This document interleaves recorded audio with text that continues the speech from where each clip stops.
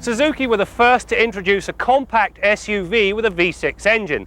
That was, of course, the Grand Vitara. Well, they intend to stretch that legacy, quite literally, with the introduction of this XL7 derivative.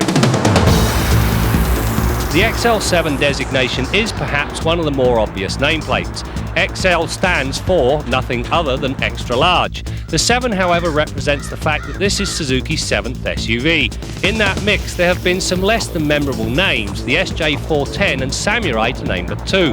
But as with all things automotive, the genre continues to get better with every attempt. You know, from the front bumper back to about somewhere in and around here, this XL7 is essentially a Grand Vitara. However, from this point back, it's a very different vehicle. The most significant reason? The distance between the front wheel and the back wheel, well, it's grown by over 12.5 inches. At 110 inches, that makes this the longest wheelbase vehicle Suzuki have ever produced. Now, that in turn makes a significant difference to the ride quality. Suspended on McPherson struts up front and a decent 5-link design in back, the XL7 brings decent handling, as was ably demonstrated in the pylon test. As for ride comfort, while less hobby horse-like than the Grand Vitara, the 7 still filters some harshness back to the driver and passengers. You know, as well as stretching the wheelbase, Suzuki also added 20 inches to the overall length. Now, that allowed them to add a 3rd row of seats. When they're both up, you got 7-seat capacity. Fold one down, you can still accommodate 6 and a decent amount of luggage. Now, the centre row slides back, comes into place. There's actually enough room for me to sit back here, although a long trip might be a bit arduous. The other thing they thought to add, rear seat vents. That means you don't suffocate if you're forced to sit back here. Power comes from an enlarged version of the Grand Vitara's V6. Now displacing 2.7 litres, this peppy unit pumps out 170 horsepower and 170 pounds-feet of torque at a very respectable 4,000 RPM. Throttle response is quick and the 4-speed automatic transmission willing to work with the engine to maintain that feel across the entire rev range.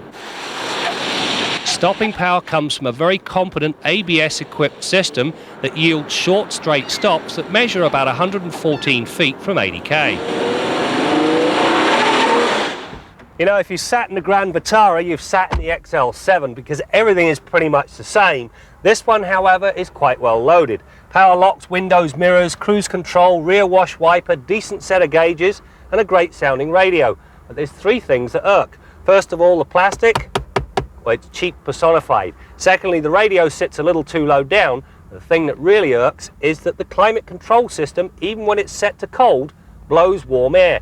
That mandates using the air conditioning. Now, today's a good example. It's not warm enough to need the air conditioning, but to prevent the warm air, you've got to run it, which is going to cost you in fuel economy.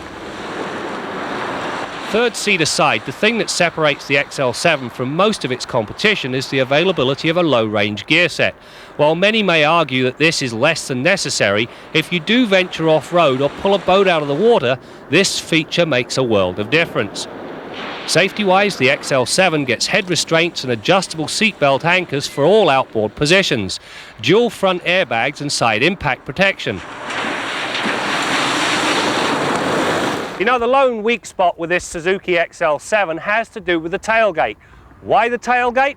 Well, quite simply, it's hinged on the wrong side of the vehicle. First of all, it makes for a long walk around to get curbside, and second of all, well, you've got your back to all of this traffic rushing by. If it were hinged on the other side, you'd have a natural barrier and you wouldn't have a long walk. That aside, the Suzuki is a very nice vehicle. It brings 7 seats in a capacity that doesn't normally happen in this segment of the market. Combine that with a low-range transfer case, a V6 engine and affordability, and it's worth taking a look at.